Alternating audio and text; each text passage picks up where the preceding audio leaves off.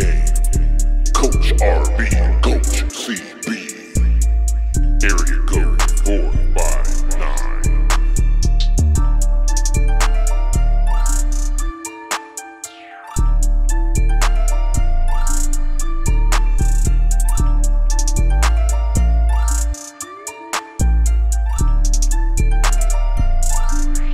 What up, Area Code 459? It's your boy, Coach B, man. I'm super excited and blessed because I'm here for the first time ever in studio with my dog, Coach CB. What's up, CB? What's up, Coach? How you doing? Man, I'm blessed, man. Before we get to our episode today, let's go thank some people. Man, I want to give a shout out to In-House Ink for the awesome logo that they did for us. Couldn't be any sharper. I want to give a shout out to J May Crafts for all the household items that she makes and all of our t-shirts that she's done a good job with. Also want to thank our guy, George Frost, for getting our East Bay store together. Definitely need to go check it out if you want some gear on your Jordan or Nike apparel. Definitely go get some of that. Click the link below. Want to give a shout out to our friends and our family for all the support that they've given us. We couldn't have done it without them, and most importantly, God for giving us the vision for Area Code 459. Man, I'm pumped once again. I'm super excited. Today we're talking about creating good habits. What's this episode about, CB? Man, you know, at the end of December, the talk is always about New Year's resolutions. And everybody's excited for January 1st to roll around because they're excited to start their new resolution, their new habit, everything that they want to do, change everything that they've been doing that they don't like. But the crazy thing is they only last 2 to 4 weeks. People never sustain those resolutions.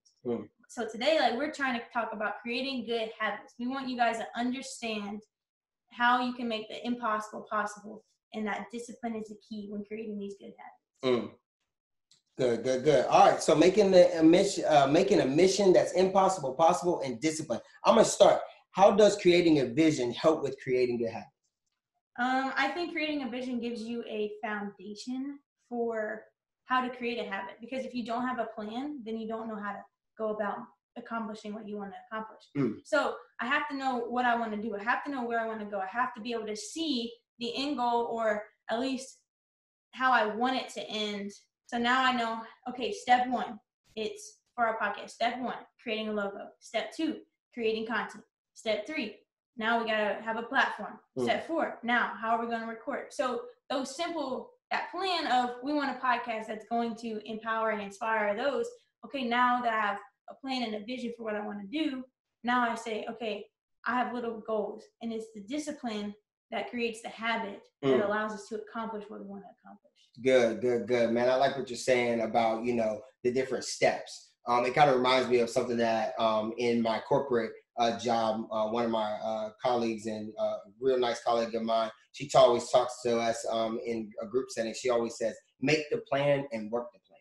You know what I mean? So make the plan and work the plan. So the idea is, if I'm planning or leveraging visions, if I'm leveraging an end goal, then we have that opportunity to see where we're going, that roadmap. Now, obviously, there's going to be pits and valleys along the way, but if you know that end goal, you'll be able to accomplish what you want to accomplish. You talked about the podcast. You talked about the 4 different steps. You're talking about create a logo. You're talking about create the content. Make sure that you have the platform. Make sure that you do the scheduling. Like all those things we do to make this happen. But then we also talk about, what happens if we can't do something on a Tuesday night? Or what happens if, we need this video broke down, like tomorrow, like in 24 hours, a 24-hour turnaround. Those are the pitfalls, but we know at the end goal that we're trying to inspire our audience. We're trying to create self-empowerment. We're trying to promote love. And so in order to get that leverage or done, all right, those 24-hour turnarounds or that extra content or changing an episode from a Tuesday to a Thursday, that doesn't bother us because we know at the end that we're trying to promote and give a good product to our people. How does self-awareness and acknowledgement of benefits play a role? Why not? You always have to be self-aware. You have to know where you're weak. You have to know where you're strong. You have to know where you're going to need help. You have to know who you are, how your life is going to go, what you want to do with it. We had Jason Wells on here the other day, and he's like, if you don't know who you are, then how can you help people become who they are? And that was super powerful, because if I don't know who I am, I don't know what I love, I don't know what I don't like, I don't know what I'm weak at, then how can I use my life to shape others and those around me, or even shape what I want to do. And so I feel like that's why self-awareness plays a role, because for us, like, I know that my schedule is busy, and so I have to be aware of when I'm overwhelmed so I can communicate that with you and ask for help. But if I don't know myself enough to know when my schedule is so full that I need help, then I'm going to sit there and I'm going to be stressed out. I'm going to not be able to get the work done that I need to get done in a timely manner. So like that self-awareness piece is important because it allows you to outsource. It allows you to take pressure off yourself. It allows you to pull your purpose partners in. So now you can acknowledge and embrace and then help make a change with that stuff. And then acknowledge the benefits. Like, I guess the podcast is a great example, or say coaching, for instance. Like, the benefit of me being able to coach is now I'm doing what I love. Now I'm in my purpose. And so that plays a role because my passion is now activated, and it allows me to use everything inside of me that's great for a greater good. And so that's why I think benefits play a role, because if I can see how it's going to do good in my life, then it's going to push me to want to go harder at that thing. I like how you talked about activating passion, and you also mentioned Jason Wells, which is an awesome video. Make sure you go out and check Jay out. But, you know, just talk about kind of like, you know, when I'm thinking about acknowledgement and self-awareness, I just think about all of our guests. Like, all of our guests are very self-aware. All of them talk about leveraging visions. All of them talk about, you know, a lot of them talk about where they're rooted in their faith. So I think, you know, having that self-awareness, understanding who you are, keeps you on track. It gives you that discipline. I think sometimes, let's just take an example for, you know, you just went through the college days. I had a great college experience, plus after college. You think of things like, you know, going out and drinking and going out and partying and being out late and doing all that. And you know, I'm not saying there's anything wrong with that, but if your plan is to be or if your vision is to be a top-notch head coach or a leader in your community, you know, you have to leverage that vision and be aware, like, hey, I'm this symbol in my community. Drinking and driving is not good for me. Being in odd places at all hours of the night doing God knows what is not good for me. It doesn't make up that image or it doesn't make up who I want to be ultimately in the end. So that's like having self-awareness when you talk about creating good habits. And, you know, I want people that are listening to this to make sure that you're looking at yourself and saying, you know what, you know, one thing that I always talk about love, right? I always talk about energy. You know what I mean? Things that go with you that make sure that you don't compromise when you are in different relationships or working in different areas. The other thing would be the benefits.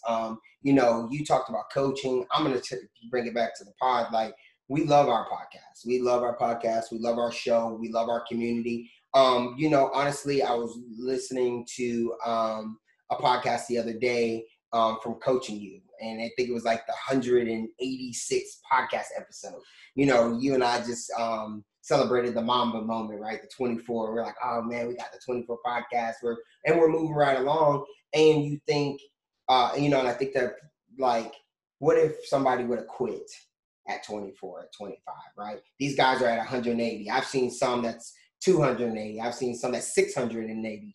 I think Jeff Rogan just got a big time deal with Spotify, and he's like at 1,000 podcasts. So, you know, the idea is just staying diligent, understanding the vision. Our vision isn't to make, you know, a ton of money or, you know, have all these different things like tangible things, but what we want is intangible. We want to grow people. We want to love people. We want to empower people. And our habits of being diligent, being disciplined, you know, keeping high energy, focusing on love, focusing on our vision, that ultimately gets us to where we want to go.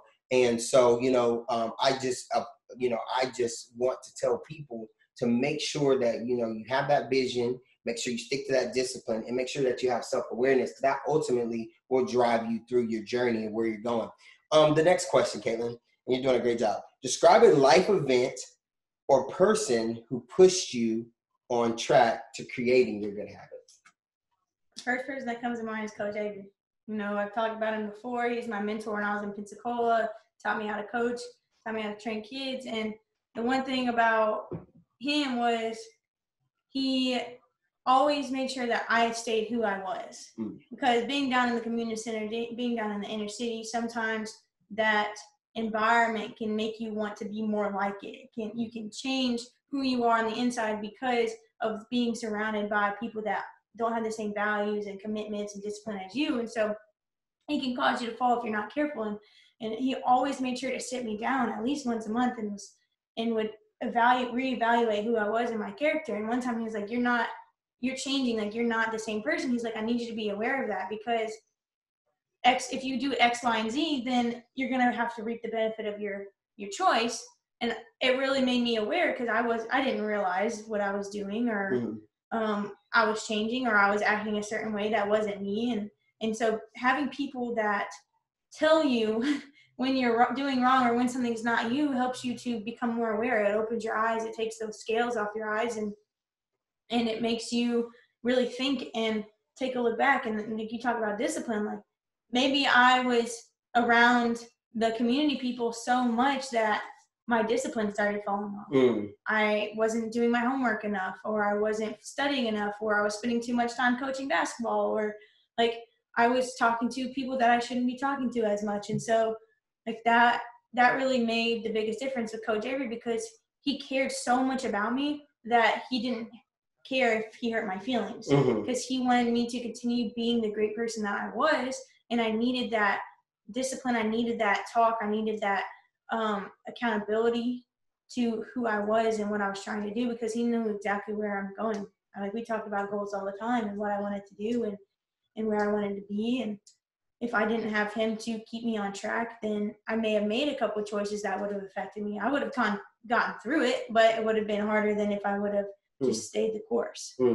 I like that. I call Coach Avery a purpose partner. Yes. Definitely a purpose partner and a good dude. And I'm glad that he was there for you. And honestly, we've talked about your accolades before, but, you had one of the most phenomenal years this past year in shooting the basketball, and being ranked in the country at 3-point percentage made, being second team all conference as a sixth man is such a big thing on a nationally ranked team. So you think to yourself, like, if it wasn't for that person that pulled you back, you know what I mean, and got you focused, would you have gotten to that end goal? Would you have made that impossible mission possible? You see what I'm saying? So I'm glad that, you have him. When it comes to in a life event or a person, I know everybody's probably expecting me to use grandma, so I'm not going to use grandma in this instant. But I'm going to talk about, a YouTube video that I saw. And it was a military man giving a commencement speech. And he talked about doing something at the beginning of the day that creates discipline, right? Military guy, perfect person to anchor with discipline, right? And he's telling these young future entrepreneurs, future doctors, future lawyers, future accountants, teachers, moms, dads, all these people, like, hey, if you wake up in the morning, you make your bed for 21 days, you've created a habit, right? So, I begin using 21-day challenges, right? I use 21-day challenges for everything. It drives some of my family members nuts, because they're like, I haven't heard from you in like 3 weeks. What's going on? I've been blessed enough to purchase property. I've been blessed enough to have home, to purchase a car, to make some investments, to have, entrepreneurships and different casts and different irons, or irons and different fires. And the good thing about those points is that 21-day challenge is something I use for every big decision that I make in life, right? Making my bed, that's something I just do automatically. That's something that's just get done. But when it comes to like gearing myself up for the challenge of what I'm about to face, I would say that 21-day challenge theory that came from that commencement service is something that was life-changing for me. I remember, give you an example, when I bought my first home, which is now an investment property for me, on one of the most beautiful beaches in the world. I literally prayed for 21 days.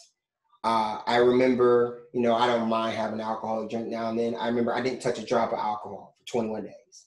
I remember I fervently did meditation. People talk about prayer and meditation. They're actually different. Meditation is where you set yourself back and, you just kind of be in that state of being. I meditated for an hour for 21 days, and I remember when I got my job in Austin, same exact step, didn't change it, didn't switch it up, did exactly the same way. And I got a wonderful job in Austin, Texas, got a beautiful home in Austin, Texas. And now that is a rental property, right? So another investment. So, you think about creating good habits, and I try to tell, people that pray for me, I try to tell people that, I mentor. I didn't come from a lot of things. My family's from a little small area, Gary, Indiana, 2206 Nova Street. Like, we come from a small area, but we've been blessed by so much and leveraging things that we've learned along the way, habits that we've created. And I felt like this good habit, when I enacted it in my life, I was able to gain more and more, not only stuff, but more wisdom, more understanding, and I developed more as a person. So I would say that the 21-day challenge, if anybody's ever interested in it, DM us. We don't mind DM us on any social media. I'll shoot the 21-day challenge to you. What are some good behaviors or bad behaviors that one must consider when setting habits? I think you have to first consider that a habit will eventually become the foundation of who you are. And so being able to see how the habit will benefit you or hurt you is important, because if I wanted to create a habit where I stayed up all hours of the night, is that going to benefit me or is that going to hurt me? In the long run, it's going to hurt me because I have to be at the school at 6:30 every morning to train kids. I have to stay late to record a podcast. I have to stay late to coach basketball. So I won't have enough energy if I decide to create a habit of staying up all hours of the night.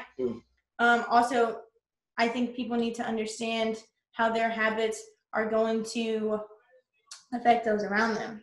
Like, for instance, smoking, secondhand smoke, that affects everyone around you. That habit, is it good for those around you? Is it building you up? Is it building others up? Because at the end of the day, they're going to get a habit. There's a second hand for habits, and it benefits or it hurts those around you. And you have to understand, okay, my choice is not only affecting me, but it's also affecting those around me. And as you grow and as you move and as you walk, you're paving the way for someone else. Like Inky Johnson, I listen to him all the time. And the other day he said, people ask me what a leader is. And I always tell them, willing to go first. That's my definition. Those who are willing to go first, because those people that are willing to go first blaze the way, blaze the trail, blaze the path for those that are coming up behind them that want to do the same thing. So are my habits creating paths that others are going to be willing to walk? And I want to create habits that are beneficial to those around me. I want to create habits that are going to lift me up. I want to create habits that are going to help me to continue on the path that I want to go on, because habits aren't something that needs motivation, and if I get up every morning at 5:30, it becomes a habit, and the mornings that I'm too tired to get up, I know I'm disciplined already in that habit that I don't need somebody to motivate me to get up. It's just something that I've already done. Gotcha. I'm not going to give our listeners the good behaviors because you listed a ton of them, and I actually learned a new word today from Germany. It's called a Fugleman. It's a Fugleman, and that's a leader, so somebody that goes first, trailblazer. But I will say that I'm going to talk about a bad habit, and it's one that's hard because it's rooted in depression, and it's insecurity. Who cares about your good habits, right? And who cares that it's not for someone else? I know that you leverage, sometimes your habits will affect others, but sometimes when I think when people don't see, or when people miss the part of the effect that you talked about, you were talking about how it affects it in a good way. Right. And it can affect it in a bad way. So my thing is, I think that your habit should be infectious, of course, but once again, it's your habit. Give you an example. Young man in his 20s, wanting to buy a beautiful beach property, right? Needed faith, needed to pray, needed to believe, needed to meditate, right? I couldn't put all these impurities in my body because I wanted to stay focused on the task, right? Wednesday night, hey, let's go to Wednesday night hangout, you know. Thursday night, let's go to Thirsty Thursdays. Monday, let's go to Wing Mondays. You know what I mean? All these things that I could be doing with friends or others, I decided not to do. That wasn't a good habit for me, especially in my 21-day challenge, right? Now it goes full circle with 21 days. You know what? I've had, especially in 2020, I've had a lot of decisions to make, right? So I've had a lot of 21 days. I mean, I've had some that's just been in a row. And in COVID right now, there's not so much that you're really doing. So you think to yourself, like, man, you know, those 21 days, I'm disciplined enough to enact them anytime I need them. And then sometimes I just use it as a reset. We just got out of our the standard episode. We talked about reboot, how important it is to reboot. The mini series before that, we talked about how important it is to reflect. Sometimes I use that 21 days for reflection and rebooting and switching the game up and getting back to me. But you know what? That 21 days might not be popular for everybody, right? It might not be popular to meditate. It might not be popular to not have alcohol and drink and things like that. So, but it almost is like, those are my habits. So get rid of insecurities, because insecurities and doubt will chase you off the line and off the path and way in which you want to go. So I tell people, like, you know what? Let the doubt subside. Let the insecurity go away. I leverage my faith for my insecurity, and, you know, trust in the Lord with all my heart. You know, lean not to their own understanding. I don't lean to other understanding. I lean to one, you know. So, and that's a faith discipline that I have. So, you know, it definitely, people should understand that, you know, insecurities and self-doubt is one that will hurt you. Talk about some of the habits that we got started with the podcast. And do you have a planned model that you like to follow when it comes to habits? Some of the habits of the podcast is time management. That's a habit that we have to have. You know, we're scheduling speakers. We record early. Then I have to break down the video and create a flyer and get questions. And like, there's so many things that come with creating the videos and releasing the content that we have to stay on a time schedule. And that's one thing that we are good about doing, is saying, hey, this needs to be done. Hey, this needs to be done. Hey, this needs to be done. And we have a calendar that we keep access to for both of us that allows us to make sure that we stay on that time schedule. And so that's one of the habits that we made when creating a podcast. Also professionalism. We have to be professional. We have to be on time. We have to make sure that we show up early, ready, prepared, because the people that we're talking to aren't just everyday people. And even if they are everyday people, we want to treat them as if they were millionaires, you know, and we want to treat everybody the same. We want to have the same professionalism across the board. So when people come onto our platform or our show, everybody knows what to get. You know, everybody knows if they go watch an episode and they come on our show, then they're going to get exactly what that previous person already had. And consistency, like, that's a habit. We have to be consistent. We have to be time manageable. What was the second half of the question? Do you have a plan that you use for time management? My plan for creating good habits is, let's take basketball, for instance. I wanted to get a basketball. So I knew that practicing inside of practice wasn't viable if I wanted to get where I wanted to get. So I had to do more. And so I made it a point every day to go after practice, either to y'all's practice, the boys team, or go to the Navy base, because my dad was in the military and I had the ability to go on base, and make sure I spent an extra 2 hours every day doing that. And so I had a shooting routine, because shooting was one of my weaknesses. And it's crazy because now it's one of my expertise. But every Monday, Wednesday, Friday, I would make 300 shots for percentage. Every Tuesday, Thursday, I would go in and I would just make 500 shots just to make 500 shots. And I did that for, I want to say, for the next year, all the way from the school year to the summer. And I saw a significant improvement in my shot, because I wasn't just going in to shoot the ball, I was going in to see my ball go through the net. And the more I did that, the more consistency my shot had. And then when you made an investment into the program and got a shooting machine, I said, okay, I'm going to make sure that I'm at the gym at least 3 days a week in the morning at 7:30. You know, and I would even call you. I'd be like, Britt, you awake? Get into the gym. Make sure it's unlocked, or can I have the key? You know, so I could make sure that I created that, because habits isn't something that happens overnight. It's not microwavable success. It is a discipline that you have to create day after day after day. And like I said, once it gets into place, then you don't need motivation. You don't need an outside energy to push you along the path. And so that's how I do it.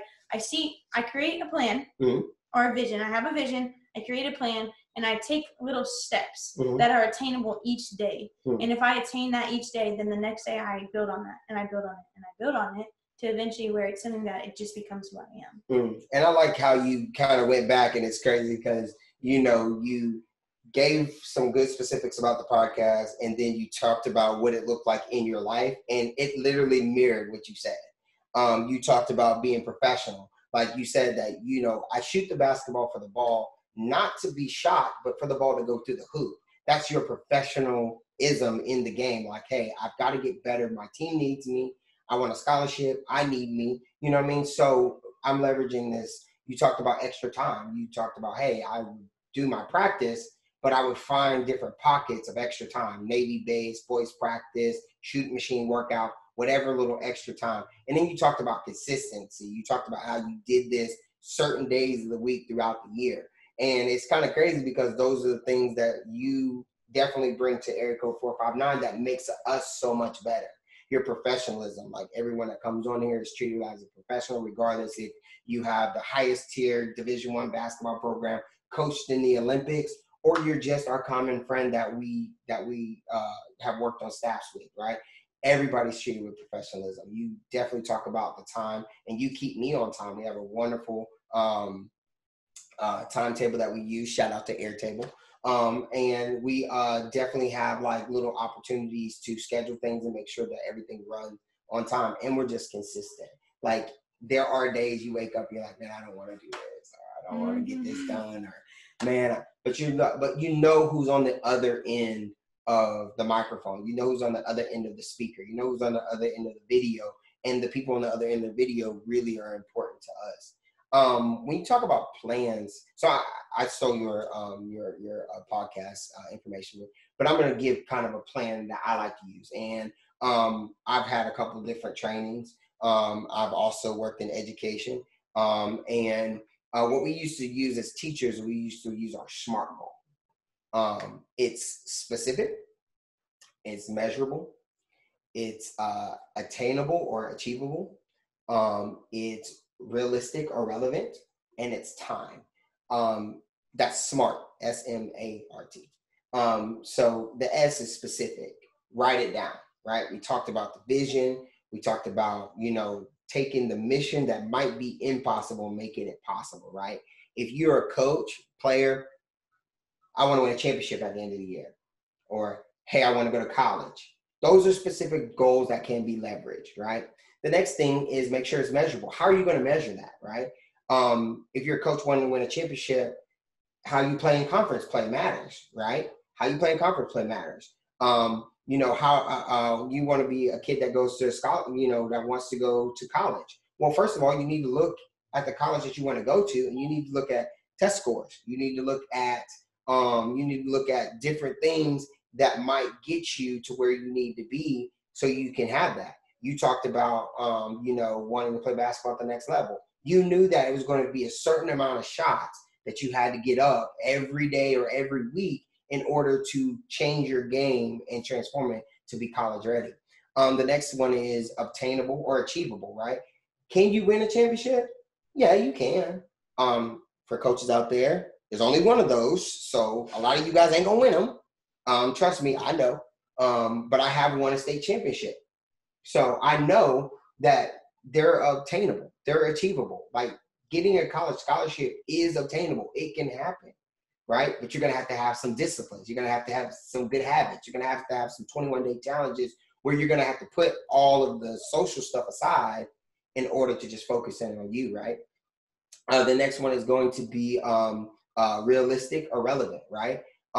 If you are 5'5", right, and you want to go play college basketball, people are going to say it's unrealistic, right? I'm going to tell you it's realistic, but you need to get in the arena in which you think that you can compete, right? So if you're short, you're probably fast, right? Work on your speed, work on your quickness, right? If you're short, you're probably going to play 1 or 2, right? So you need to be working on your handles. You need to become a threat. One thing that I tell people, especially basketball players, is triple threat. Shoot, shoot, shoot.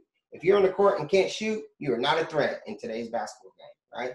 So, those are some of the things that people have got to understand, that they're realistic, but you have to compete in the realistic arena that you need to be in. And the last thing is time. You talked about respecting time. Time is very, very, very important. And I think that if you don't put time frames on your goals, they become dreams. Mm-hmm. You see what I'm saying? But if you put time frames on your dreams, they become goals. I tell people that all the time. Like, go ahead and put a timestamp on your dream and make it a goal. And then create habits to get you to that goal. Erico 459, we're getting to the end where we wrap up and we come to our call to action in our huddle. Both of us have been in huddles. She's still doing the huddles. I'm not in them, but I do like to come to the huddle and just talk about or reflect on something that we learned from this podcast or got from each other. So CB, go ahead and give us your call to action. I want you to do something for 21 days straight. Create a discipline, a good discipline, something that's going to benefit you and maybe even benefit those around you. I don't know what that will look like for your life, but I want you to figure out something, write it down, do it for 21 days straight, and see where it gets you. Man, Erico 459, like I told you, if you have a dream, right, you can make it a goal by creating the habits. If you have a goal and no time, then it's just a dream. So it's time now to make your dream goals. How do you do that? Create good habits. How do I want you to create a good habit? By having a SMART goal. SMART. Specific, measurable, attainable, realistic or relevant, and time. Make sure you get one SMART goal this week. And then once you've done that, like Caitlin said, work on that one thing for 21 days. Remember, I told you, I listened to a military guy in a commencement service, said, make your bed for 21 days, and you'll see how it's just a habit and how it becomes part of your life. Caitlin, it's been so awesome having you. I'm super excited that we're in the studio together. Got the 459 hats behind us. Make sure you go out there, check out the eSpace store, get you a 459 logo on your favorite Nike and Jordan apparel. Leave them with our models, Kate. Remember, don't discount your value, and let's get 1% better every day. That's right.